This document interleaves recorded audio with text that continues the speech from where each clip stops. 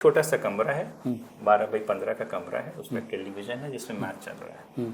और उस तोपचाची एरिया के गांव के जितने बच्चे हैं, सब देख उम्र के 5 वर्ष बड़े छोटे जितने हैं, सब उस कमरे में ऐसे ही रात के समय में डीप जंगल के अंदर बैठ के आराम से देख रहे हैं। पैर में चोट है, कोई पैर को सहला रहा है, कोई उनको कुछ थोड़ा सा हो रहा है, वो देख। ये है ना, स्पॉन्सर्ड चीजों से होती नहीं है।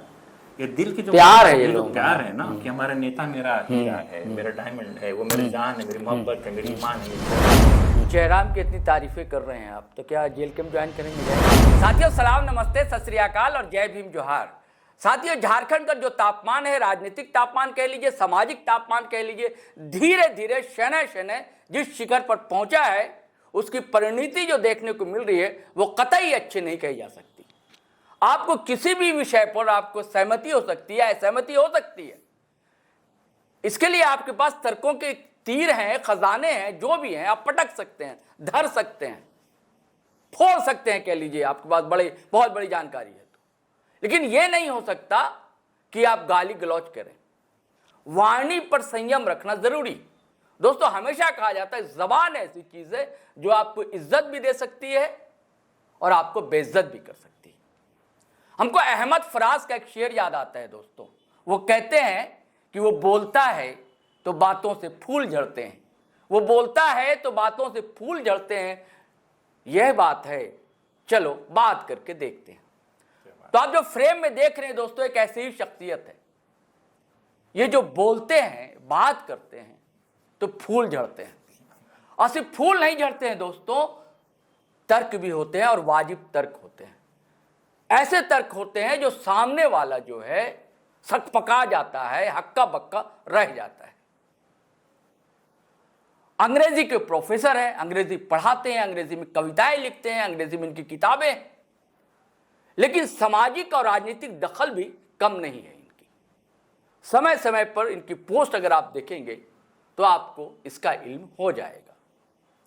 तो आज जो मामला गर्म है, आप सबको पता है, जिस संदर्भ में मैं बातें कर रहा हूं दोस्तों, कुर्मी समाज एक बड़ा समुदाय है। उसका भी इस झारखंड को बनाने में बड़ा योगदान रहा है, कुर्बानियां रही हैं। वो समाज वर्षों से एक मांग रखता रहा है कि मैं भी कभी ट्राइबल था, हमें भी एसटी सूची में शामिल किया जाए। हर को संवैधानिक अधिकार है, मांग रख सकता है, कर सकता है, प्रदर्शन कर सकता है, आंदोलन कर सकता है। लेकिन इसको लेकर इतना विरोध हो रहा है आदिवासी समाज की तरफ से कि मत पूछिए। कुर्मी समुदाय की ओर से अभी एक आध दो ही प्रदर्शन आंदोलन हुए हैं, वो भी ढंग के नहीं। लेकिन उसके बरक्स जो है आदिवासी समाज बाइक रैली, पता नहीं क्या क्या, जगह जगह धनबाद, बोकारो, जमशेदपुर, रांची, हर जगह प्रदर्शन हो रहे हैं। और उनके कुछ वक्ताओं की जानिब से ऐसे ऐसे बयान दिए जा रहे हैं कि मत पूछिए दोस्तों। भाषा की मर्यादा तार तार हो जा रही है। हम कैसे कह सकते हैं कि हम गुरु जी के मानने वाले हैं? हम कैसे कह सकते हैं कि धरती आबा हमारे धरती आबा हैं, धरती के भगवान हैं हमारे? हम कैसे कह सकते हैं कि विनोद बाबू हमारे हैं, आदर्श नहीं हैं? दोनों समाज की तरफ से दोस्तों। इस सारे मामले पर हम समझेंगे क्या है पूरा मामला, क्यों इतना विवाद गर्म है। तो मैं स्वागत करता हूं डॉक्टर विनय भरत जी का। बहुत बहुत शुक्रिया आपका। कि लेखक हैं, बुद्धिजीवी हैं, एक्टिविस्ट हैं, प्रोफेसर हैं। इनसे बेहतर मुझे लगा कि कोई नहीं हो सकता जिससे हम सारे मुद्दे पर समझें, मसले को समझने की कोशिश करें। और मुझे भरोसा है कि ये बिल्कुल बारीक बीनी इनकी जो है वो आपको अच्छी लगेगी, ये बातें बताएंगे। तो विवाद क्यों है विनय भाई, शुरू से बताएं, समय की कोई पाबंदी नहीं है। नहीं यार जी, विवाद तो देखिए सारी चीज़ें फ्लोर पर हैं जी। जो पिछले महीने 20 तारीख में कुर्मी समुदाय से जो लोग हैं एक सामाजिक रूप से एकजुट होकर रेल टेका या जो कार्यक्रम किया उन्होंने, डर छेका, हाँ डहर छेका।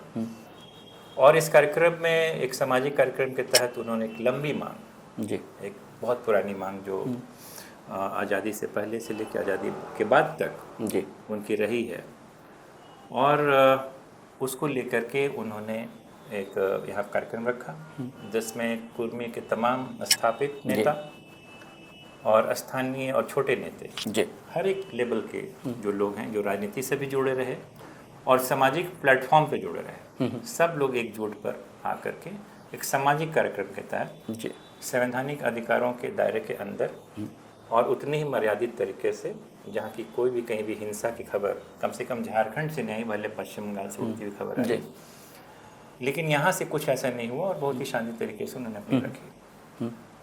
लेकिन उसके बाद फिर जो एक चूँकि एसटी में शामिल करने की मांग बहुत पुरानी रही है, तो वाजिब सी बात है कि कुछ जो ऐसे हमारे जो आदिवासी समाज के जो अपने भाई बंधु हैं, उनको ऐसा लगते रहा और उनको शायद ऐसा कन्विंस कराया जाते रहा जो इनकी मांग है कहीं न कहीं उनके एसटी दायरे में आने के बाद जो कॉन्स्टिट्यूशनल उनको राइट्स है उनके या कॉन्स्टिट्यूशनल फ्रेमवर्क में उनमें सुराख बनेगा, ये लोग इसमें आएंगे। लेकिन हकमारी होगी, हकमारी होगी और वो इतने ज़्यादा कन्विंस्ड है कि वो अपने हिस्से के न्याय की रक्षा के लिए शायद कभी अच्छे तरीके से और कभी बेतरतीब तरीके से, दोनों ही तरीके से वो सामने दिख रहे हैं।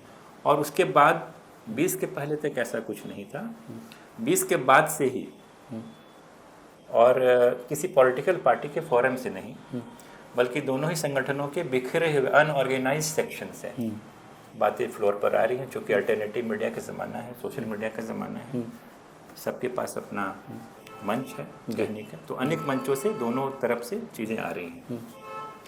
लेकिन यहाँ पर एक चीज़ जो मैं बात कहना के लिए आया हूँ आपके मन से, पहले तो मैं ये क्लियर कर दूँ कि आपके मन से एक बार आपने छोटे भाई को कह दिया कि वो ज्वाइन करेंगे जेल के, नहीं मैं अभी किसी भी राजनीतिक मंच पर ज्वाइन नहीं किया हूँ और अभी आगे क्या मैंने कहा परिचय नहीं दिया भविष्य के, हाँ भविष्य की क्या बात है वो तो भविष्य में है, अभी तक नहीं हूँ।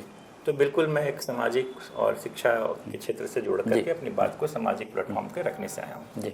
तो मैं ये कहना चाहता हूँ कि तमाम जो चीज़ें हो रही हैं वो ऑर्गेनाइज सेक्शन से नहीं हो रही हैं। ऑर्गेनाइज सेक्शन का मतलब है जो स्थापित पार्टियां हैं, रजिस्टर्ड पार्टियां हैं, बड़ी पार्टियां हैं, चाहे इंडियन नेशनल कांग्रेस का झारखंड चैप्टर हो या बीजेपी का झारखंड चैप्टर या जेएमएम हो, लेफ्ट हो या आजसू पार्टी हो या जेएलकेम हो या अन्य पार्टियां हो, उसके पार्टी से ये बातें नहीं हो रही हैं। क्योंकि कोई भी पार्टी खुले तौर से जो ये मांग रखा जा रहा है उसके विरोध में नहीं है, बल्कि इसके पहले भी आप देखेंगे कि आपका वो डेट मैं चूँकि भूलता हूँ, मैं बता दे रहा हूँ कि अभी से एक डेट मैंने नोट किया था, 8 दिसंबर 2004। अच्छा। और फिर 6 जनवरी 2005 में उस समय की झारखंड सरकार ने कुर्मियों को एसटी में शामिल करने के आशय से एक केंद्र 2004 में ना, हाँ 2004 और फिर 2000 जनवरी 2005 में सही वो प्रस्ताव भेजा था, अनुशंसा के केंद्र सरकार को भेजा था। हालांकि उसमें इथनोग्राफिक रिपोर्ट की कमी की वजह से उसको टर्न डाउन किया गया और उसको वापस से भेजने की बात कही गई।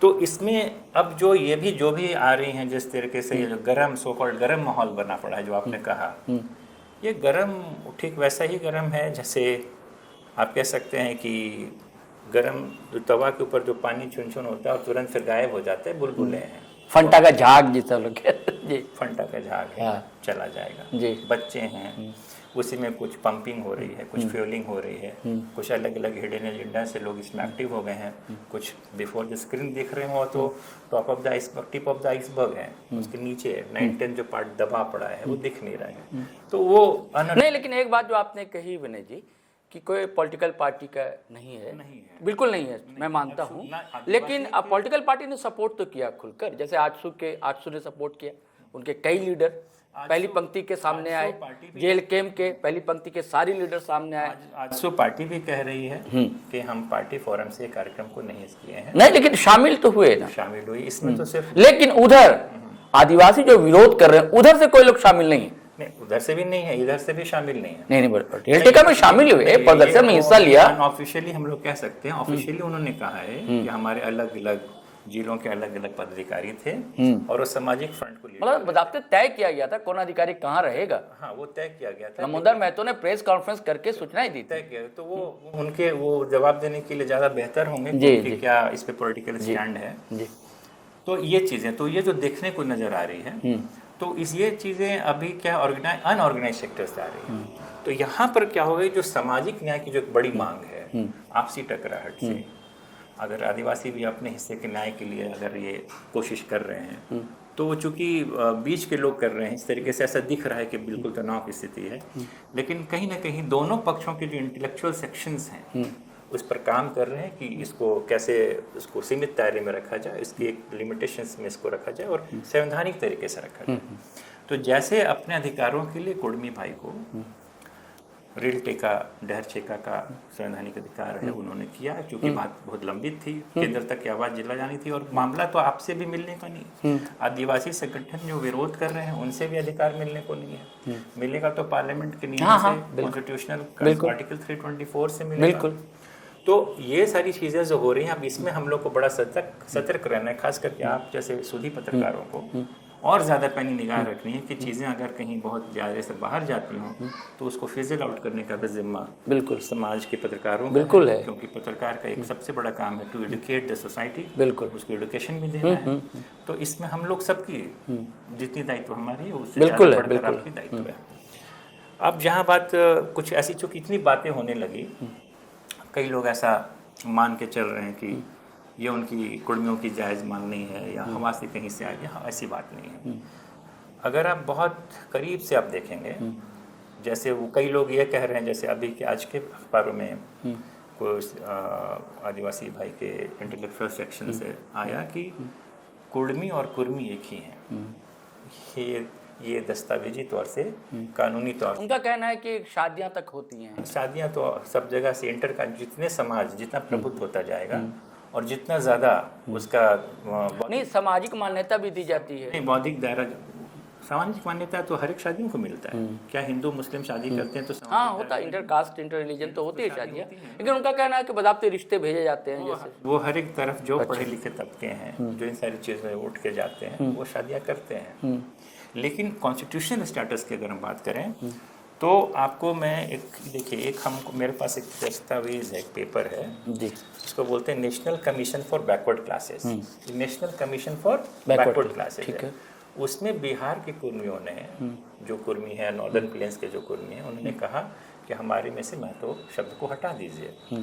और उसके जब उसमें होता है, क्योंकि जो बिहार यूपी के कुर्मी है, उन्होंने कहा कि हमको महतो लिखने की जरूरत है, क्योंकि कास्ट सर्टिफिकेट जब हम जनरेट कर रहे हैं तो मुश्किल हो रही है। क्योंकि इसमें एक हम पढ़ना चाहेंगे, पढ़िए ना, इसमें है central list for Bihar issued in 1993 where it has been mentioned at entry number 15, है ना, Kurmi Mahato in Kurmi Mahato Chotanagpur division only, वो एनेक्चर 1 में थे। कुर्मी जो छोटानागपुर के शुरू से एनेक्चर 1 में थे, अच्छा, और सीरियल नंबर 60 पे थे। और कुर्मी जो बिहार के कुर्मी है, जो सॉफ्ट आर के, जिसमें ग्रायरसन ने भी अपने रिपोर्ट में कहा with it should be read with a soft R, and Kurmi जो इधर के हैं it should be read with a hard R. तो ये जो है ये एनेक्चर 2 में थे बिहार वाले। तो यानी कि जो कॉन्स्टिट्यूशनल स्टैचर है वो भी शुरू से अलग रहा है। अभी भी अगर आप सेंट्रल गवर्नमेंट से इशूड ओबीसी लिस्ट को देखेंगे, उस ओबीसी लिस्ट में भी 2 अलग अलग लिस्ट अभी भी उसमें दिया हुआ है। एक लिखा हुआ है कुर्मी और दूसरा लिखा हुआ है Kurmi Mahato in bracket in Chotanagpur division only. यानी कि वो एक रहते तो सरकार 2 नहीं बनाती। संवैधानिक स्तर से भी दोनों अलग अलग हैं। अब जिस नहीं, जब और उसमें ट्राइबल थे तो हटाया क्यों गया, उसका विरोध क्यों नहीं हुआ? किनका? जब कुर्मी कहते कि हम ट्राइबल थे, हाँ ट्राइबल, वो उनका विरोध, उनको हटाया कहाँ गया, उनको तो शामिल ही नहीं किया, यही तो बात है। अच्छा, हटाने की बात तब होगी जब शामिल किया जाए। अच्छा, शामिल ही नहीं किया गया कभी। अभी मैं उसको यही तो इनके साथ क्या हो रहा है ना, इनके साथ जो मामला है एक्सक्लूजन एरर का मामला है। अच्छा, ये टोटल मामला जो है वो एक्सक्लूजन एरर का मामला है। अच्छा, हुआ लोग कहते कि नहीं 21 वगैरह में शामिल थे। ये कहते हैं कि हमें बाहर रखा गया, हम बाहर से आए नहीं हैं, दोनों में अंतर है। हमें बाहर रखा गया है, हम बाहर से आए नहीं हैं। और इसके लिए मैं आपको बता दूं कि यहाँ पर आर्कियोलॉजिकल लाइब्रेरी, ये रिपोर्ट है जो कि गवर्नमेंट ऑफ इंडिया की है, और census of India Bihar and Orissa part 1 report है, जिसको कि उस समय के आईसीएस ऑफिसर जो सुपरिटेंडेंट ऑफ सेंसस ऑपरेशंस थे, उनका नाम था WG लेसी। उन्होंने जब सेंसस रिपोर्ट जमा किया, इसमें अलग से उन्होंने एनेक्शर लगाने की ज़रूरत समझी, और एनेक्शर 5 में जब उन्होंने ऑफ कोर्स वहाँ पर वो उनको एक अलग एनेक्शर नंबर 5 में, और उस चैप्टर का नाम था कुर्मीज ऑफ छोटानागपुर। आखिर क्या ज़रूरत थी इतने वॉल्यूमिनस सेंसस रिपोर्ट में फिर से एक अलग से एक चैप्टर जोड़ने की, तो उसमें उन्होंने पूरा एथनोग्राफिक स्टडी, आर्कियोलॉजिकल स्टडी का पूरा उसमें उन्होंने जोड़ा कि कब से इनको शुरू से किया जा रहेंगे। उसमें एक जगह पर साफ साफ लिखा जाता है कि जो Dalton's description ethnology of Bengal 1872 को 2 लाइन में पढ़ता हूँ। In the province of Chotanagpur the ancestors of the people now called Kurmis appear to have obtained a footing among the aboriginal tribes at a very remote period and in more than one part of Manbhum have supplanted them। मतलब they were having original footsteps, है ना। दूसरा क्या है कि Risley जो हैं in tribes and caste of Bengal में लिखते हैं कि in Manbhum and north of Orissa it is difficult to distinguish a Kurmi from a Bhumij or a Santal. उनसे डिफ्रेंशिएट करना मुश्किल हो रहा है। और आगे जा कर के वो लिखते हैं कि the section in use among the Kurmis of Chotanagpur are purely totemistic, totemic है ये, and that a large portion of the totems are capable of being identified, है ना। तो ये कब की रिपोर्ट है? ये आपका डाल्टन का जो रिपोर्ट है, ये जो मैं इसमें पढ़ा कुर्मीज ऑफ छोटानागपुर, ये 1931 के सेंसस में ये W.G. लेसी ने एक अलग से अपेंडिक्स लगाया है। ठीक। और उन्होंने इस बात को जरूरत समझी, वो इस चीज के लिए आश्चर्यचकित हो रहे हैं। लेकिन सेंसस में इन्हें शामिल नहीं किया ना? शामिल नहीं हुआ, लेकिन जाति वहां पर एग्रीगेट ट्राइब के रूप में शामिल किया गया। तो यही तो मांग है ना, यही तो मांग है, एक्सक्लूजन एरर की मांग है। और अभी इसमें से कुछ लोग कहते हैं सरोज भाई कि चूंकि ब्रिटिश गवर्नमेंट ने एक्सक्लूजन कर दिया, एक्सक्लूजन एरर हो गया, तो इनको ब्रिटिश हुकूमत से माननी चाहिए बात। सुनिए मैं बता रहा हूँ, पॉलिटिकल बयानबाजी है। मैं बड़ा आश्चर्य करता हूँ कि इतने पढ़े लिखे लोग, आखिर बात तो रखना है, तर्क के आधार पर रखना चाहिए। 324 आर्टिकल बनता ही नहीं फिर, जिसमें साफ ये कहा जाता है कि प्रेसिडेंट संविधान के लाए गए प्रस्ताव के तहत किसी को भी हिस्ट्री में शामिल कर सकता है। बिल्कुल कर सकते। माँ के गर्भ से पैदा होने नहीं गलत है, बिल्कुल गलत कह रहा। हाँ वो तो गलत है, पैदा होते हैं वो तो। भाई मैं बता रहा हूँ अभी बहुत, अब हमारे यहाँ किए गए 10 लोगों को शामिल किया गया। अर्जुन मुंडा जिस समाज से आते हैं, तो तमड़िया, वो शामिल नहीं थे एसटी में। अभी मैं बता रहा हूँ सत्यानंद भोक्ता वो ये एसटी में थे, अब एसटी में हो गए। वाजिब सी बात है। 2022 बिहार में वो एससी में है। बिल्कुल 2022 14 सितंबर 2022, बहुत पुराना इतिहास नहीं, 3 साल पहले का है। उसमें केंद्रीय मंत्रिपरिषद ने हिमाचल प्रदेश की जाति जो है, उस समय जाति थी जो कास्ट की बात की जाती है, हट्टी। तमिलनाडु की 2 जाति थी, नारी कोरवन और कुरी क्यूवन, और छत्तीसगढ़ की बिंझिया, उत्तर प्रदेश की गोंड और कर्नाटक की बेटा करुबा जाति। इसको इन्होंने 2022 में रिपोर्ट के आधार पे, आर्कियोलॉजिकल सर्वे ऑफ इंडिया के रिपोर्ट के आधार पे और जो स्टेट के गवर्नर के रिकमेंडेशंस पे, अनुशंसा पर, सरकार के अनुशंसा एसटी में शामिल किया, स्पेशल कमेटी के रिकमेंडेशन के बाद एसटी में शामिल किया गया। ये सभी जातियां अनादिकाल से कभी भी एसटी में शामिल नहीं थी। नहीं, मध्य प्रदेश में गोंड है शामिल। अपने अभी तो जो जातियों को मैं बिल्कुल पुख्ता होकर के आया हूँ, तमिलनाडु की तो 2 जातियां थी जिनको कि शामिल किया गया, नारी कोरवन और कुरी विकरण, ये कभी भी नहीं शामिल रहे, इनको किया गया। तो उसके लिए लोकल कमेटी का हवाला वो लोग खुद देते हैं। लोकल कमेटी जो 1965 में बनी, वो 5 बिंदुओं पर अध्ययन करती है कि भाई प्रिमिटिव ट्रेड्स, डिस्टिंक्ट कल्चर क्या है, ज्योग्राफिकल आइसोलेशन है या नहीं है, शाइनेस ऑफ कॉन्टैक्ट है कि नहीं है with community at large, and backwardness क्या है। उसके आधार पर उनको बनाया गया। उसी आधार पर जो एक्सक्लूजन एरर हुआ है उसको लेकर के अब इसमें क्या है कि चूंकि हर कोई अपने अपने लेंस से इसको देख रहा है, हर किसी का अपना हिडन एजेंडा है, न्यूट्रली कोई इसको नहीं देख पा रहा है, और न्यूट्रली लोग देख भी नहीं पाएंगे, क्योंकि न्यूट्रल रूप से इस बात को देखने का अधिकार और रिस्पॉन्सिबिलिटी दोनों कॉन्स्टिट्यूशनल एस्टेब्लिशमेंट्स को है। हम लोग क्यों देखें? यानी कि आपका मानना भी नहीं भाई कि सारी शर्तें फुलफिल करता है ये समाज? नहीं, मैं इसको नहीं कह रहा। अच्छा, ये नहीं कह रहा हूँ। अच्छा, मैं ये बात नहीं कह रहा हूँ। अच्छा, मैं एंथ्रोपोलॉजिस्ट भी नहीं हूँ। अच्छा, मैंने तो सतही तौर पे जो इतने दिन से विवाद चल रहा था, तो कुछ चीजें मैं यहाँ पर पकड़ के आया हूँ कि लोग ये न कह दें कि विनय भरत अपने मन के फलसफे को रख नहीं समझ गया। मैं तो डॉक्यूमेंट्स को पढ़ रहा हूँ।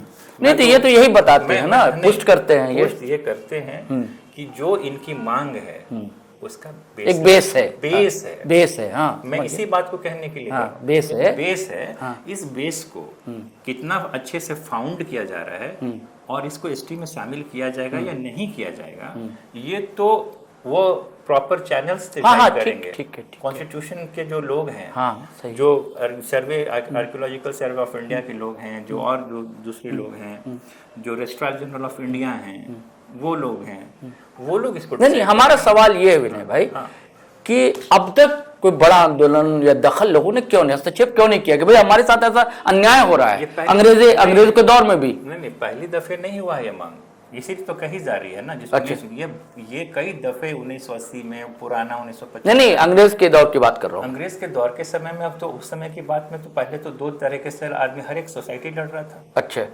एक सोसाइटी अपने वहां पर जहां पर सारे लोग गुलाम की तरह ट्रीट किए जा रहे हैं, हाँ, साक्षरता दर भी क्या थी आप समझ सकते हैं, उतने पढ़े लिखे। हाँ, सही है। हाँ, उस समय ये लड़ाई, तो वो लड़ाई तो माने नहीं रखती थी, वो लड़ाई तो हाँ, देश की लड़ाई थी। अभी जो समझने की जो जरूरत है, ये जो कुर्मी समाज, जो जहाँ तक मुझको समझ में आ रहा है, वो कॉन्स्टिट्यूशनल रिजर्वेशन के लोभ में नहीं कर रहा है, जो एक इल्जाम है, जो एक इल्जाम इन पर लग रहा है, हमारे रिजर्वेशन छिन जाएगा, एक नेचुरल भय, हाँ, दोनों कह सकते हैं, जो दिख रहा है जी। आदिवासी समाज का जो भय है वो बिल्कुल स्वाभाविक तौर से रहेगा और उसी भय के तहत वो ये काम जो विरोध का है वो कर रहे हैं। लेकिन इसमें क्या हो रहा है कि ये जो इनकी मांग है वो वहां पर अभी फिलहाल नहीं मैं देख पा रहा हूँ। फिलहाल आइडेंटिटी रिक्लेमेशन की मांग है, डिवीजन की सोसाइटी को बांटने की मांग नहीं है, आइडेंटिटी रिक्लेमेशन की मांग है। खुद को रिक्लेम कर रहे हैं कि भाई मेरी आइडेंटिटी क्या है। और जब तक आइडेंटिटी को कोई समाज स्थापित और उसको परिभाषित नहीं कर पाता है, तब तक वो खुद को डिकोलोनाइज नहीं कर पाता है। ठीक है। डिकोलोनाइजेशन का एक प्रथम प्रोसेस ये है कि हम अपने परंपराओं को, हम अपने सभ्यता को परिभाषित करें समाज के स्तर पर, और उसी के वजह से आइडेंटिटी रिक्लेमेशन हम इसको कहेंगे। एक उसके अलावा मुझे कोई दूसरा उपयुक्त शब्द शायद मिलेगा भी नहीं और शायद उनका पर्पस भी नहीं। एक और बात है ना कि ये लोग कहा जाता है, ये देखने को भी मिलता है कि कुर्मी समाज अपने आप को कभी राजपूतों से जोड़ता है, कभी शिवाजी से जोड़ता है।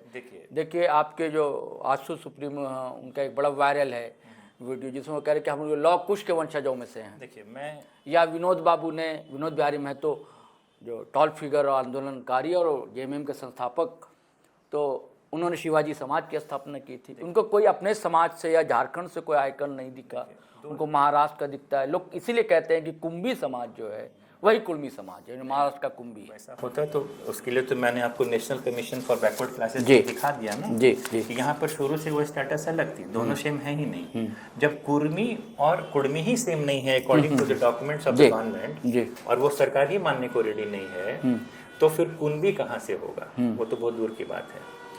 अब जो मैं बात करना चाह रहा था कि दो चीजें होती हैं। आपने जो तमाम नाम लिए जो महानुभावों का अलग अलग जगहों पर अलग अलग तरीके से, तो वो आप दो चीजें होती है, एक इंट्रोस्पेक्शन होता है, एक रेट्रोस्पेक्शन होता है।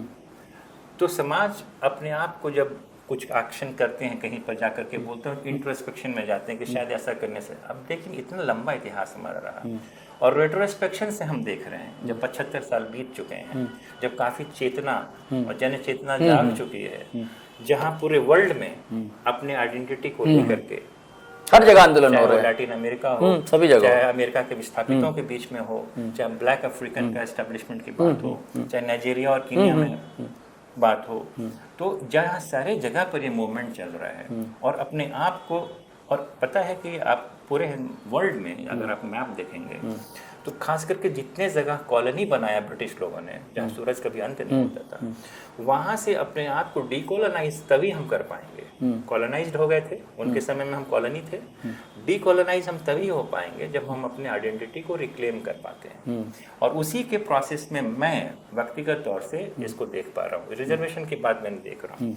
बाकी रिजर्वेशन जब अगर एसटी में अव्वल तो रजिस्ट्रार जनरल ऑफ इंडिया और तमाम जो 7-8 प्रोसेस में बार बार बोल रहा हूँ, एक लंबी प्रक्रिया है, और आर्टिकल 352 के तहत जो भी होगा वो किया जाएगा। पहले यहाँ से सरकार उसको पहले जो भेजी थी टर्न डाउन हो गई, उसमें क्या खामियां थी, क्या गलतियां थी, और यहाँ पर जो ट्राइबल रीजनल TRI का जो रिपोर्ट था उसको किस तरीके से उसमें मॉडिफाई करें। इसमें आदिवासी समाज के इंटेलेक्चुअल्स, कुर्मी समाज के इंटेलेक्चुअल्स और बाकी जो सदस्यगण हैं वो आपस में बैठ करके उसको बनाएं। और हो सकता है कि मंथन करने से, ये जो समुद्र मंथन करने से कोई एक तीसरा रास्ता भी निकल जाए, उसकी संभावना प्रबल होगी। लेकिन ये तब होगा जब चीज़ों को हम न्यूट्रल एंगल से देखने की कोशिश करेंगे। तो अभी तक तो मैं इतना ही कहने की स्थिति में हूँ। नहीं, वो जो मैंने कहा कि अपने आप को हाँ, वो समाज से जोड़ना, समाज से जोड़ दिया, तो वो उनका व्यक्तिगत रहा ना। इसको पूरे समाज का हम नहीं कह सकते। एक व्यक्ति पूरे समाज, कुछ लोगों ने किताब भी लिखी है कि भाई हम भी राजपूत के वंशजों से हैं। नहीं, उन बहुत सारी किताबों को लिखने के बाद बहुत सारे लोग अपने स्वतंत्र हैं, अपने अपने विचारों से, अपने अपने एंगल से अध्ययन किया है इन सारी चीजों। यानी कि ये भी एक अस्तित्व की तलाश थी कि हम कौन है, क्या है, क्योंकि उनको आइडेंटिटी मिल ही नहीं रहा है ना। एक मैं कहा कि आइडेंटिटी एक्सक्लूजन का ही मामला है। कहाँ वो अपने आप को, एक तो अभी जैसे अभी ये जो मैं सबसे बड़ा एग्जांपल दे रहा हूँ, national commission for backward classes, यहाँ पर ये कब का मामला पता है? 2004 का है। यहाँ जब मामला गया इस ट्राइब्यूनल में, तो बिहार के कुछ कर्मियों ने, जिसमें कि उन्होंने लिखा कि यहाँ पर हमको महतो जो लिखा जाता है ना लिखें, क्योंकि हम झारखंड और छोटे नागपुर के महतो से अलग हैं। हाँ। उसी को और तो वहाँ कह दिया, वही ग्रेरसन के रिपोर्ट पे ग्रेरसन ने लिखा था, the volume 5 Clause 2 of his Linguistic Survey of India, Sir George Grayson writes that the Kurmis of Chota Nagpur, to quote, are an aboriginal tribe of Dravidian stock and should be distinguished from the Kurmis of Bihar, who spell their name differently with a smooth instead of a hard R, and whose traditional pursuits are cultivation and domestic service. ये ग्रेरसन report को मान करके वहाँ पर उन्होंने झारखंड के छोटा नागपुर के कुर्मियों को अपने से अलग कर दिया। ठीक है। और उसी रिपोर्ट के आधार पे अब इनको एसटी नहीं माना जा रहा है। एक ने अलग कर दिया कि तुम मेरे नहीं हो, तुम सॉफ्ट हार्ड आर वाले हो, हम सॉफ्ट आर वाले हैं, हम एनेक्सर 1 2 वाले हैं, तुम एनेक्सर 1 वाले हो, 1956 के बैकवर्ड क्लासेस कमीशन के रिपोर्ट पे। तो इनको अब हम लोगों को ये समझना होगा कि जो इनको आइडेंटिटी अगर जब तक नहीं डिफाइन हो पाएगी तब तक ये चीज़ चलते रहेगी। और इनका हमारा ये कहने का लबुलबाब बस इतना है, मैं बात भी ये करने नहीं आया था, आपसे बहुत दिली बात करने आया था, लेकिन चूंकि टेक्निकल चीज़ है, मैं ये सिर्फ समझाना चाह रहा हूँ कि जो बुद्ध ने कहा, लॉजिकल धर्म को उन्होंने स्थापित कहा कि इफ देयर इज मतलब स्मोक देयर इज फायर, है ना। तो ये अगर ये पुटअप कर रही हैं चीज़ें, तो इनके पास एक वाइडर डॉक्यूमेंट बेस है, इस पूरे आंदोलन का एक वाइडर डॉक्यूमेंट बेस है। अब उस 5 क्राइटेरिया में कहीं ये क्राइटेरिया लैप्सेस करता होगा या नहीं करता होगा, ये समीक्षा की ज़रूरत है। और मैं कुर्मी और आदिवासी दोनों भाइयों से यही गुजारिश करता हूँ आपकी जानिब से कि इन चीज़ों को आपसी टकराहट में न बदल कर मजबूती से सामाजिक न्याय की लड़ाई लड़ते रहिए और समीक्षात्मक रिव्यू के लिए इसको भेजिए, और जो प्रॉपर चैनल्स हैं बात वहां से ही आने दीजिए। अगर आप देखिए ना कैसे गाली गलौज हो रहा है, दोनों तरफ से हो रहा है। ये गाली गलौज में कहा, जहाँ आगे हैं, फैंटेसी निकाला गया, जहाँ आगे हैं, वो बच्चे हैं, कुछ ऐसे हैं जो अपना नया इसमें लीडरशिप खोज रहे हैं, बहुत तरीके की, ये अनऑर्गेनाइज। नहीं, आजकल ऐसा हो गया ना, वैसे लोगों को लोग पसंद करते हैं ना। दिक्कत तो ये हो गई अब समाज में, किसी भी समाज को आप देख लीजिए। इकोनॉमिक्स में हम लोग एक सर पढ़ाते थे जी, उनका ये कहना था कि भारत में जो सबसे ज्यादा जीडीपी में योगदान देता है वो अनऑर्गेनाइज सेक्टर है। ठेले वाले, खंभे वाले, बिल्कुल सही। उसी तरीके से राजनीति में जो सबसे ज्यादा टीआरपी दे रहा है वो अनऑर्गेनाइज सेक्टर से वही देता है, जो गालियां आ रही वही देता है। तो इसका एक अलग इसका अर्थतंत्र है, उस अर्थतंत्र से हम इसको नहीं जोड़ेंगे और इसका एक अपना हिसाब किताब है।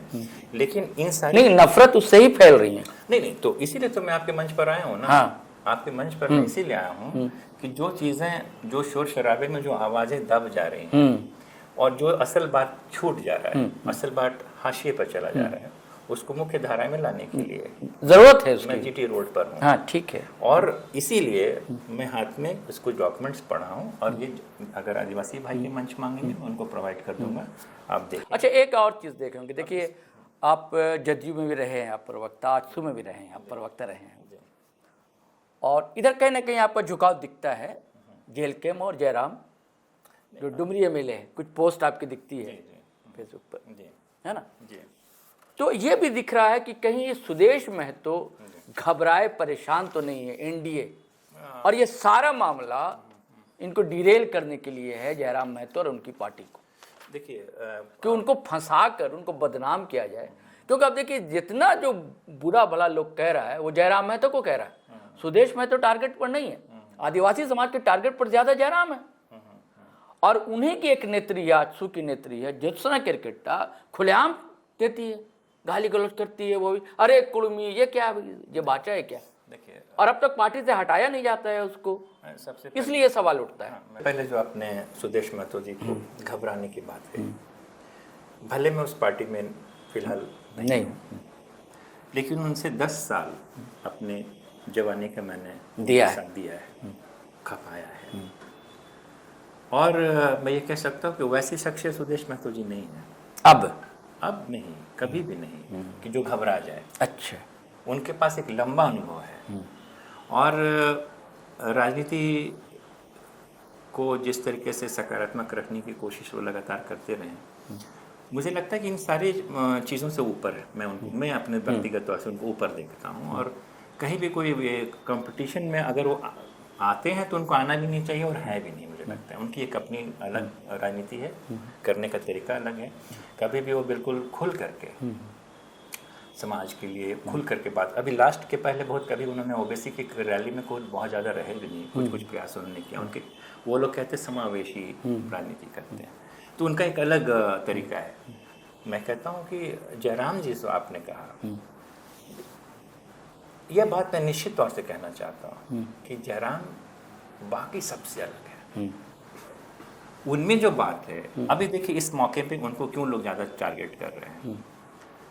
हो सकता है कि एक बयान उन्होंने दिया, समाज पहले पार्टी बाद में। उनकी आंखों को कभी आपने देखा है? बहुत ऑथेंटिक आंख है, मतलब इंटीग्रिटी, जो हम कहते हैं करते हैं वो करते हैं। He is a man of integrity.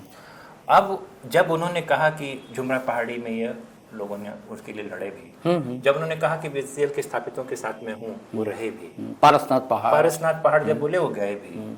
अभी जो सूर्य हांसदा का मामला हुआ, वहाँ गए भी, आवाज भी उठाई। स्थानीय नीति, विधानसभा में जितने प्रश्न जन सरोकार के थे उन्होंने किए। जहाँ मुआवजा की बात होती है, खड़े होते हैं। उन्होंने पहली बार बताया कि खनिज हमारा, खजाना हमारा का जो पुराना नारा था, ये कैसे लेंगे झारखंड, लड़के लेंगे झारखंड। उन्होंने बताया कि जो अब तक आवाज अभी तक सप्रेस्ड थी, जो he is a man of voice of voiceless. क्या बात, बिल्कुल है, वॉइसलेस लोगों की वॉइस, हाँ बिल्कुल, जो हम सुनना चाहते थे, जो हम तरसते थे कि कोई कहे, बेलगाम होती हुई नौकरशाही। नहीं, ये चीज मैं भी अप्रिशिएट करता हूँ। तो जो नौकरशाही जिस तरीके से बेलगाम हो गई थी, कुछ पर अंकुश नहीं था। किसी को भी कॉर्पोरेट के साथ नेक्सस करके जमीन दे दी, किसी के साथ वो हो गया, कोई माई बाप नहीं है, वो सबकी आवाज बन रहे हैं। और वो मैं जब उनको और नजदीक से गया, तो चूंकि मैं अंग्रेजी का छात्र, इसलिए हमको कहें कि वो लेफ्ट की तरफ खड़े हुए दिखाई देते हैं। वो अब लेफ्ट और राइट तो मैं नहीं जाऊंगा, क्योंकि अब अलग विचारधारा, जयराम खुद में एक विचारधारा बनने वाले, मैं बता दूं। वो बहुत कम समय में एक विचारधारा के तौर पर उभरे हैं।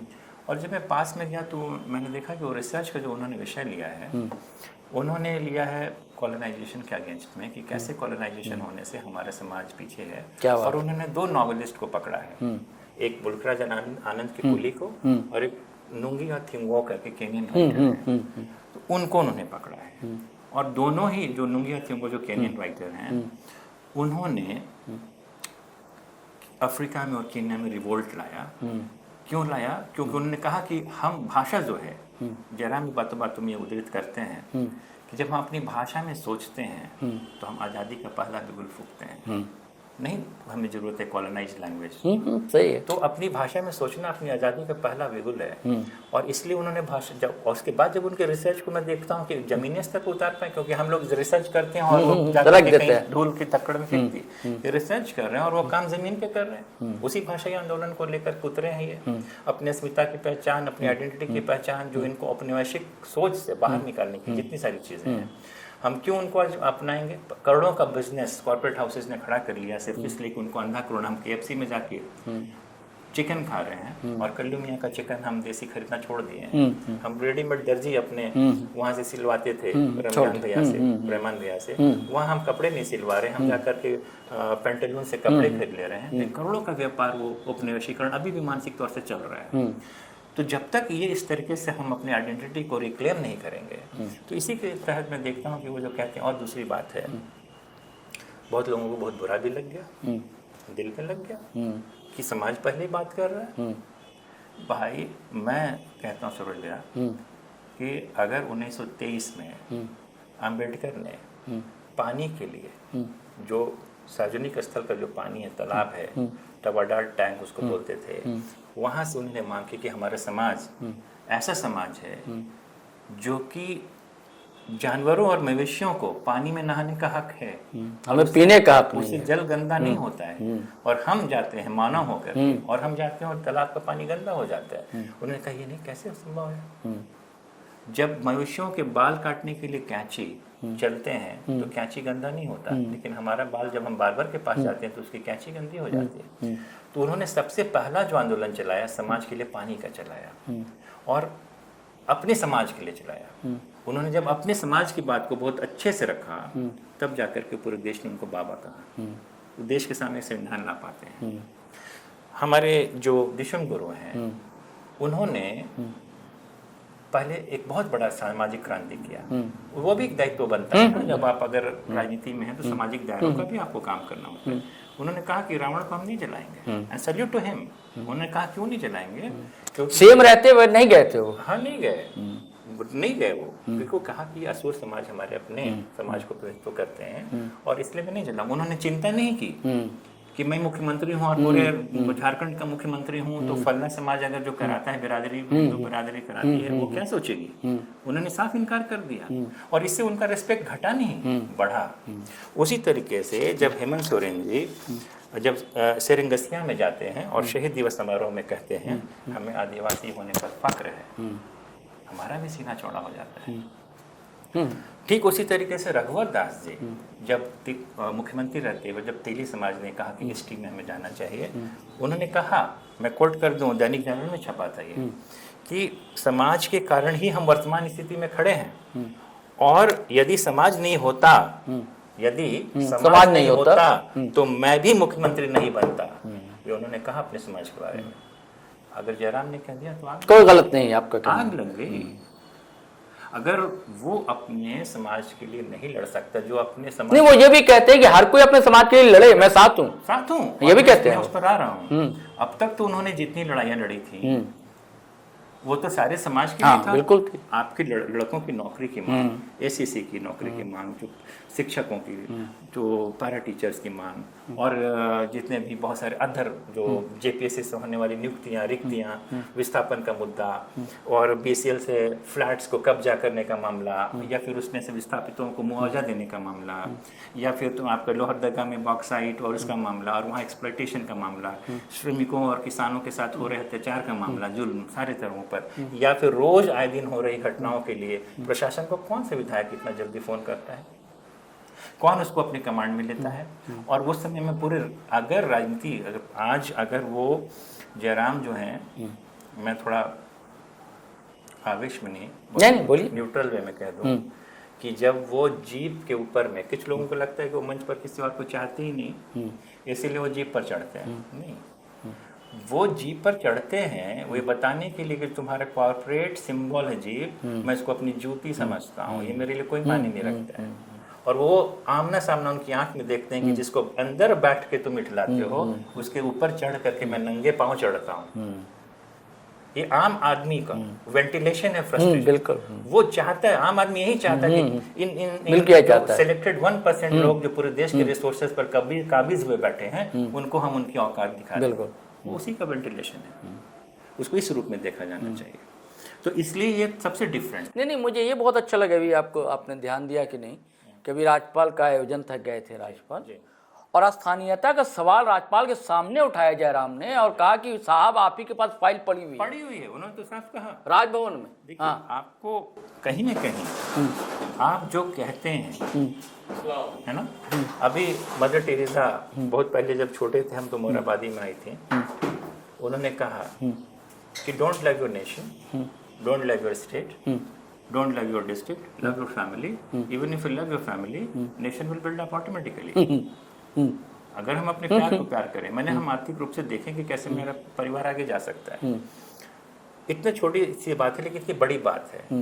तो जो अपने समाज जब आता है उसकी बात नहीं कह सकता है, जिसके हालात में आवाज़ सूख जाए, वो क्या ही दूसरे को हेल्प करेगा। आज अगर आप, मैं हिंदू हूँ, आप मुसलमान हैं, अगर मैं कहूँ कि मैं सच्चा हिंदू हूँ और आप कहें कि मैं सच्चा मुसलमान हूँ, तो क्या हम भारतीय नहीं है? नहीं, क्यों सच्चे नहीं? भारतीय नहीं है? क्यों नहीं है? और मैं कहूँ, आगे सुना जाए, मैं हिंदू हूँ और मैं आपके लिए हमेशा खड़ा हूँ, मैं सच्चा हिंदू हूँ इसलिए मैं आपके साथ खड़ा हूँ। क्या आप हो? कहें मैं सच्चा मुसलमान हूँ इसलिए इसलिए मैं आपके साथ खड़ा हूँ, बिल्कुल। मैं सच्चा ये हूँ और जयराम हूँ और इसलिए मैं पूरे झारखंड के साथ खड़ा हूँ। क्या गलत बात है भाई? जब इन सारे लोगों को फकर हो रहा है, सारे प्रतिनिधियों को अपने अपने कम्युनिटी पर फकर होना भी चाहिए। फिर अगर हम अपनी गाथा नहीं लिखेंगे तो कौन लिखेगा? बस उतनी सी बात है। तो यहाँ पर जो है सारा मामला, इसलिए जयराम बहुत प्रिय है। मैंने देखा कि वो जो, और अभी मैं एक बार बाई चांस अभी जो रात में आपने उसको बनाया न्यूज़ को भाई आने वाले, वैसी बात मैं रात में पहुंचा, एक कुछ हम लोग एकेडमिक बात करनी थी उनसे, तो देखता क्या हूँ कि जो बात उनमें है किसी में, क्यों बहुत लोगों के साथ मुझे रहने का मौका मिला है। पूरा एक छोटा सा कमरा है, 12x15 का कमरा है, उसमें टेलीविजन है जिसमें मैच चल रहा है, और उस तोपचाची एरिया के गांव के जितने बच्चे हैं, सब देख, उम्र के 5 वर्ष बड़े छोटे जितने हैं, सब उस कमरे में ऐसे ही रात के समय में डीप जंगल के अंदर बैठ के आराम से देख रहे हैं। और कोई उनको ऐसे उनको पैर में चोट है, उनके पैर को सहला रहा है, कोई उनको कुछ थोड़ा सा हो रहा है वो देख, ये है ना स्पॉन्सर्ड चीजों से होती नहीं है ना, ये दिल की जो प्यार है, ये दिल का लोग प्यार है ना, कि हमारा नेता मेरा हीरा है, मेरा डायमंड है, वो मेरी जान है, मेरी मोहब्बत है, मेरी ईमान है, मेरी जन्नत है, वो वाली बात है उधर, वो बात है। ये बात आज के बहुत सारे लीडरान में जो देखने की चाहत हम लोगों को होती है वो नहीं मिलती है। नहीं, लेकिन ये आरोप उन पर कि आसपास की लीडरशिप, सेकंड लीडरशिप जिसे कहते हैं, सेकंड लाइन, वो पनपने नहीं देते हैं। देखिए मैं, जैसे देखिए रिजवान को हटाया जाना, संजय मेहता का हटाया जाना, इन सबको अब बीच में कहा जाता था कि साइड लाइन में हो रहे थे ये भी, देवेंद्र नाथ महतो भी, लेकिन वो अपने समाज के हैं इसलिए उन्हें रख लिया उन्होंने। नहीं ऐसी बात नहीं है। अच्छा, आप देवेंद्र महतो जो हमारे अपने स्टूडेंट ही एक तरीके से मैं कहूँगा डीएसपीएमओ के छात्र हैं, वो जितना मेहनत करते हैं ना, जितना जुड़ाव, हाँ मेहनत तो बहुत करते हैं, उसमें दो मत नहीं है। उन्होंने खाई हाँ, क्या और लोगों ने, मैं ये, हाँ देवेंद्र ने, हाँ बहुत, जितनी उन्हें खाई किसी और ने नहीं किया है। लीडर कोई किसी को बनने से रोक नहीं सकता है। एक अच्छा राइटर बनने से आपको कोई रोक देगा? नहीं, आपकी रचनाएं छापी नहीं जाएंगी, कालांतर में पढ़ी जरूर जाएंगी, नहीं अमर हो जाती है। हाँ, होता है। आपके चैनल को अगर अच्छा काम हो रहा है तो कोई रोक सकता है? नहीं, वो खुद से देखा जाएगा, है ना। उसी तरीके से लीडर भी इनबॉर्न होते हैं, इननेट होते हैं, बाय बर्थ होते हैं, वो खुदा उसको बनाता है, उस तरीके से उसकी तासीर बनाता है। हाँ। तो कुछ लोग, अब पॉलिटिक्स है, कुछ लोग का अलग अलग भूमिका होती है, कुछ अच्छे वक्ता होते हैं, कुछ टेबल टॉकर्स होते हैं, कुछ अच्छे थिंकर होते हैं, हाँ। कुछ लड़ाकू होते हैं जो बड़े अलग थिंक के होते हैं, अलग मिजाज के होते हैं। लालू यादव जी हैं, लालू यादव जी नीतीश को रोक सके, नीतीश लालू को रोक लिया, ऐसा तो कोई बात है नहीं। सबकी अपनी अपनी भूमिका होती है, अपने रोल होते हैं, और उस तरीके से लीडर खुद ब खुद पैदा होते हैं। लॉ इसमें एक नेचुरल लॉ है ये, पॉलिटिकल साइंस के अगर छात्र रहेंगे तो अब अगर वो उनको रोक लिया, वो अलग भी हो गए, अलग होकर के और चुनाव में भी चले गए, चुनाव में जाकर के दोनों जन जो विक्षुब्ध उनके दोस्त हैं, मैं कहता हूँ कि आपको कहीं ना कहीं सेम एज ग्रुप के पीयर प्रेशर्स भी होते हैं। जयराम जी का जो कद बढ़ा, उस उनके दोस्तों की जो शुरुआती दायरे से बहुत आगे निकल गए हैं। कभी कभी कैरेक्टर खुद नहीं जान पाता है कि डेस्टिनी हमको कहाँ ले जा रहा है। जयराम जी खुद भी नहीं जानते थे कि हम कहाँ तक जाएंगे, लेकिन उनके अंदर जो जनता की आवाज़ थी, जो हमारी सप्रेस्ड वॉइसेस थी, जो वेंटिलेशन उन्होंने दिया, लीडर बन गए और उनकी स्वीकारिता हो गई। मैं कहता हूँ क्या बहुत बड़े लीडर, आप उनसे अलग हो जाइए, आप खड़े हो जाइए एक चौराहे पे, आप खड़े होते हैं तो क्या 100 लोग आपके पास होते हैं, या 1000 होते हैं, या 10,000 होते हैं, या आपके व्यक्तिगत इन्फ्लुएंस पर होता है। अब मैं खड़ा हूँ और मेरे पास 100 ही लोग क्यों खड़े हैं, इसके लिए जयराम जी को मैं कैसे दूषित कर सकता हूँ? सही किया जा सकता है क्या? नहीं किया जा सकता है। उन्होंने तो मौका दिया ना, उन्होंने तो हर चीज़ दिया। अब उस पर आपको स्वीकारना पड़ेगा कि जब भी मैं एक लीडर को, आपको जो एक लीडर बन जाता है, जिसको लीडर ऐसे कोई थोड़ा बनता है, 11 लाख का वोट लाना, 10% vote of the total vote cast. नहीं, यही सब तो कारण जो मैंने आपसे कहा कि सुदेश के अंदर ये बेचैनी की वजह तो नहीं है। देखिए विधानसभा चुनाव में जो जयराम ने किया, या लोकसभा चुनाव में जो किया, या अभी देखिए घाटशिला में जेल कैम उम्मीदवार उतारने जा रहा है, और दूसरी तरफ आजसू के जो लोग हैं वोट बहिष्कार की गांव-गांव जाकर आग्रह और अपील कर रहे हैं कि भाई वोट बहिष्कार कीजिए, जब तक नो एसटी नो वोट। व्यक्तिगत तरीके से मैं चूंकि इसका भी अध्ययन नहीं कर पाया हूँ जी, और मुझे किसी अन्य की बेचैनी से ज्यादा राज्य की बेचैनी है। अच्छा, हाँ वो तो है, वो तो है, वो तो है, वो जैसे तो आपकी तय, बेचैनी, हाँ वो मैं तो देख है। पाता हूँ कि आप भी बहुत बेचैन होते हैं जब हाँ। देखते हैं कि झारखंड में वो हाँ। चीजें नहीं हो रही हाँ, हैं हाँ, बिल्कुल जो होनी चाहिए, होनी जो चाहिए। जन अपेक्षाओं हाँ, पर बिल्कुल नहीं खरे उतर। हाँ। मैं भी वही बेचैनी हाँ, लेकर वो हूँ, तो है। इसलिए अभी उस पर मैं बहुत अध्ययन नहीं किया हूँ, लेकिन उनका मेरा सम्मान है। वो पहले मेरे राजनीतिक गुरु हैं और काफी मौका मिला है। लेकिन अब आगे क्या है, देखिए वैचारिक मतभेद होना अलग बात है, हाँ, मतभेद हो, मनभेद की बात मैं नहीं कर रहा हूँ।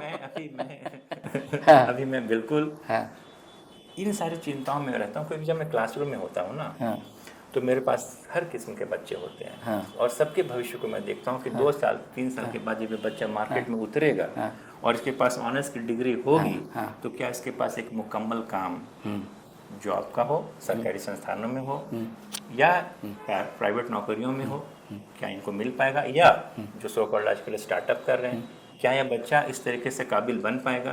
क्योंकि जब तक मैं देखता हूँ ना कि जब बच्चे पास हो जाते हैं ना, तो जिन बच्चों का कॉल आता है, सर मैंने नेट क्वालिफाई कर लिया, उनका कॉल आता है, लेकिन 100 बच्चों में से 95 बच्चों का कॉल नहीं आ पा रहा है। उसमें बहुत हताशा होती है शिक्षक के तरफ से, कहाँ मेरे गुमनाम हो गए मेरे बच्चे। बेचारे इतने फ्रस्ट्रेटेड हो जाते हैं कि वो टीचर को कॉल बैक भी नहीं करते हैं कि टीचर पूछेंगे सबसे बड़ा सवाल क्या कर रहे हो, और झारखंड से हम सवाल करना चाहते हैं क्या कर रहे हो, क्या कर भाई 25 हो गया। और इसमें जो इसलिए मैं कह रहा हूँ कि आपसी टकराहट से अब कुछ वहाँ समाज से एक बहुत बड़े लीडर जो पूरे ओबीसी के लीडर थे, उनको कुछ वहाँ समाज में छोटा कर देना होगा, उनके बेटे ने तो छोटा कर भी दिया, बाबू जगदेव प्रसाद, उन्होंने नारा दिया था ना, इसके जितनी हिस्सेदारी उसकी उतनी भागीदारी। तो हम लोगों को एक सामाजिक न्याय के पटन पे काम करना है, तो जो वो पीछे आपसी टकराहट में वो पीछे छूट जाएगा। और ले दे करके क्या होगा कि जो मसले थे, जो यहाँ के विस्थापितों के मसले हैं, जिस तरीके से केंद्र सरकार मैं कह रहा हूँ, किसी पार्टी को नहीं बोल रहा हूँ, तो सेंट्रल गवर्नमेंट में जो भी सरकारें काबिज रहीं, झारखंड को एक उपनिवेश के तौर पर देखती रही हैं। यहाँ से खनिज ले जाती हैं, कहीं और दे देती हैं, महाराष्ट्र और गुजरात को सप्लाई होता है या और दूसरे स्टेट्स को सप्लाई हो जाता है। हमारे लोग वहाँ मजदूर बन के चले जाते हैं, एक्सप्लॉयटेशन हमारा होता है, ज़मीनें हमारी जाती हैं। और जो हमारा जो शेड्यूल 5 में जितने भी चीज़ें हैं कि भाई जंगल के ज़मीन के ऊपर का और ज़मीन के नीचे का दोनों का अधिकार यहाँ के स्थानीय लोगों का, आदिवासी का है, भाई का है या जिनका है, वो खत्म, वो बात कहीं हवा हो जाती है उन सारी चीज़ों को जिसके लिए कि। चलिए आखिरी 2 सवाल सिर्फ करूंगा विनय भाई, आपने सारी बात रख ली, कुछ है? नहीं ठीक है ना। चलिए 2 बात, आप गुरु मानते हैं राजनीतिक गुरु सुदेश महतो जी को? मतलब मैं यह कह लूँ कि मैंने शुरुआत की है कि 10 साल आपने अपनी ज़िंदगी के दिए हैं, ऊर्जा खपाई है आपने, तो आपने पार्टी क्यों छोड़ी थी? नहीं, इसका एक रीज़न होता है ना। अच्छा, जब मेरे पार्टी छोड़ने का बहुत सारा व्यक्तिगत रीज़न था। अच्छा, और जब आपके को काम करने के लिए बहुत दायरा नहीं मिल पाता है, या जिस तरीके से आप डिज़ाइन करना चाहते हैं, या आइडियोलॉजिकल डिफरेंसेस भी होते हैं, तो जिन लोगों के साथ हम लोग चल रहे थे, मुझे लगा कि भाई उन लोग जो हैं या फिर जिस तरीके से होनी चाहिए, और मेरे लिए स्कोप थोड़ा कम है, या फिर बात करने का जो प्लेटफॉर्म शायद, या फिर बहुत सारी चीज़ें हैं, तो मुझे लगा। तो अब जयराम की इतनी तारीफ़ें कर रहे हैं आप, तो क्या जेल कैंप ज्वाइन करेंगे, जाएंगे? नहीं, अभी तो मैं तारीफ तो इसलिए कर रहा हूँ क्योंकि तारीफ वो है, डिजर्व करते हैं, आपका कहना काबिल है जी, और बिल्कुल है। और ये देर से कल वो कह दे कि नहीं मैं पूरे समाज के लिए और पूरे झारखंड के लिए, वो बात भी लोग सुनेंगे, और कल भी कह रहे थे। और वो सिर्फ उनको ये एक जरूर मैं कहूँगा कि कॉन्स्पिरेसी जो कि एक कुनबे में उनको मानने की कोशिश हो रही है, और उनको ही सारे पीछे उनको, ये ज़्यादा दिन तक नहीं चलेगा, क्योंकि लोग जब ज़रूरत होते हैं ना, अभी जैसे तुरंत अभी कल और परसों की बात है, जो वहाँ के जो रैयत हैं, जो अभी रांची का जो एरिया है अभी क्या, जहाँ पर नगड़ी का मामला, वहाँ के लोगों ने उनको बुलाया, आदिवासी भाइयों ने बुलाया कि भाई जहाँ से रिड्रेशल होगा, जिनको जनता जिसमें विश्वास जताइए कि नहीं ये आदमी ही ऑथेंटिक है, थोड़ा हो सकता है क्लाउड्स बन जाता है, वहाँ जाएगा। और दूसरे लीडर्स को भी मैं चाहता हूँ, इनकी डिमांड हर जगह रहती है, हर जगह सबको इनको फॉलो करें। अब तो सब लोगों का वीडियो आने लगा, सब लोग अपने एक्शन में आ गए ना, सारे इनकी अचीवमेंट तो मैं सबसे ही बोलूँगा कि 81 के 81 विधायक में से अभी भी कुछ विधायक सोए हुए हैं, लेकिन मैक्सिमम विधायक जो लगता था जिनके अंदर किस बार खत्म हो रहा है, उनसे प्रेरित हो गए इनसे, और अब वो भी आ गए हरकत में। उनको लगता है कि भाई ऐसे तो हम नहीं, ये बहुत बड़ा काम किया। विधानसभा का महत्व ही नहीं लोगों को मालूम, कब सेशन चल रहा है, कब नहीं चल रहा है, क्या बात हो रहा है, नहीं हो रहा है। उन सारे महत्व को अकेला विधायक ने बता दिया कि भाई सदन के सत्र का महत्व क्या, और हमारे जो पैसे से वो सत्र चालू होता है जनता के पैसे से, वो जनता के पास वापस तभी जाएगा जब जन सरोकार के प्रश्न, जनता के प्रश्न वहाँ मजबूती से रखे जाएंगे, ऐसे ही नहीं रख दिए जाएंगे, मजबूती से रखे जाएंगे। एक मजबूत सशक्त आवाज, कन्विक्शन के साथ भरी हुई आवाज। तो अब आगे क्या होगा मुझे पता नहीं लेकिन झारखंड के पैरोकार आप भी हैं, मैं भी हूँ, और यहाँ से बहुत लगाव है। जो भी होगा ठीक होगा, अच्छा होगा। अच्छा होगा। चलिए ठीक, चलिए साथियों चलते हैं। बहुत अच्छी बातें हुई और बहुत तफसीली गुफ्तगू हुई, और जो सवाल थे मन में हमारे भी उमड़ रहे थे, घुमड़ रहे थे, और बड़ा सार्थक जवाब भी मिला मुझे। अब आपको कैसा लगा ये संवाद, ये बातचीत, आप ज़रूर कमेंट लिखेंगे। लेकिन फिर गुजारिश करूंगा, कमेंट लिखेंगे तो भाषा की मर्यादा बनाए रखेंगे, ये बार बार आपसे आग्रह करता हूँ, गुजारिश करता हूँ। हाँ बोलिए बोलिए विनय भाई, हाँ बोलिए, आपकी जानिब से करूँ, हाँ बोलिए। कि जितने भी श्रोता हैं, दर्शक हैं, आप जब ये वीडियो देखना शुरू करते हैं ना, तो आप अपने दिमाग में पहले से एक प्रेजुडिस बना लेते हैं कि कैसे सुनना है और कैसे नहीं सुनना है। न्यूट्रल होकर के दोबारा इसको, चूँकि ये तो ख़त्म पर होने पे मैं बोल रहा हूँ, दोबारा इसको प्ले करेंगे। और मैं एक ही चीज़ कह रहा हूँ कि हमारे जो कुर्मी भाई हैं और आदिवासी भाई हैं और तमाम जो दूसरे लोग जो इसी समकक्ष खड़े हैं, सब लोग, और जो दूसरे लोग जो अगड़े समाज से आते हैं, जिनको समाज पहले से ही बहुत ज़्यादा पूजनीय मानता चला है, जिनके ऊपर शुरू से जवाबदेही रही है पूरे भारत और झारखंड को बना के रखने की, जिनको समझ है, सबसे अपील है कि झारखंड के प्रगति के लिए जो भी बन पड़ता है, और जो ये इस तरीके का जो चल रहा है, जो टसल चल रहा है, उसको जैसे आप ख़त्म कर सकते हो, उसको प्रेम की जो गीत आप लिख सकते हो तो लिखें, प्रेम के 2 बोल सकते हो तो बोलें, बिल्कुल। और सॉल्यूशन के साथ में, समाधान के साथ आप फ्लोर पर आएँ, क्योंकि प्रॉब्लम्स पोज यहाँ सभी कर रहे हैं, समाधान किसी के पास नहीं आ रहा है। तो वह समाधान जहाँ जिस फोरम पर है वहीं से होगा, लेकिन बीच में इस तरीके के जो जलजले बलबले हैं, उसको थोड़ा सा हमको लगता है कि युवा उसमें कहीं दिग्भ्रमित होकर के डिरेल ना हो जाएं। यही आशीष है कि हम लोग, आशा रखता हूँ कि प्रेम के पथ पर झारखंड का जो सुंदर नाचना ही गीत है और बोलना ही संगीत है, उसी तर्ज पर, उसी लाइन में झारखंड अपने झरनों की रवानी के साथ, मासूमियत के साथ, क्या बात, क्या बात, बिल्कुल सही बात कही विनय जी ने। जैसे नदी गिठलाती है, गुनगुनाती है, वही बात कहे ना, और ये झारखंड की पहचान रही है दोस्तों। से नाची ते बाची, रामदयाल मुंडा कह गए, तो हमें उसे बनाए रखना है, और वही भाषा की मर्यादा तार तार ना हो। चलिए एक और इसमें, अच्छा कहिए। अब अभी जो मंचों से झारखंड से आवाज आ रही है ना, हाँ। कुछ का, उसको मत सुनिए। झारखंड की आवाज आपको सुनना है ना, तो आप किसी सुदूर जंगल में सब्जी बेच रही वाली आदिवासी बहन से बात कीजिए। नरी नते बड़ी सॉफ्ट, जैसे लगता है कि कोयल और बिल्कुल, क्या बात, क्या बात, मधुर, वो असल झारखंड की आवाज है, क्या बात, इन सारे शोर में दबती चली जाए, उसका ही मुझे दुख है उसका। बिल्कुल, और हाशिए की आवाज हैं जयराम महतो, ये भी साफ हो गई और साफ कर दी ये बात इन्होंने, और ये भी बताया कि आंसू क्यों छोड़ा, और बार बार मोहब्बत उमड़ रही है जेल कैंप के प्रति, ये भी बताया दोस्तों। और जो विवाद है, कोई विवाद नहीं है, ये फंटा का जहाग है, सब कुछ ठीक हो जाएगा, और अपना झारखंड फिर विकास के पथ पर प्यार के साथ। तो आप भी एक प्यार का पौधा लगा दीजिए, उसकी हवा आपको अच्छी लगेगी, शीतल छाँव कहते भी हैं, बरगद की भी होती है या आम की होती है। चलिए साथियों, इजाज़त दीजिए, लेकिन आपसे गुजारिश है कि अगर आपने हमारा चैनल सब्सक्राइब नहीं किया तो कर लीजिए, और वीडियो हमेशा की तरह धड़ाधड़ फटाफट दनादन शेयर कीजिए, लाइक कीजिए, कमेंट कीजिए। और शुक्रिया विनय जी, बहुत बहुत शुक्रिया, आपने इतना वक्त दिया। बहुत बहुत ठीक। जय हिंद, जय भारत।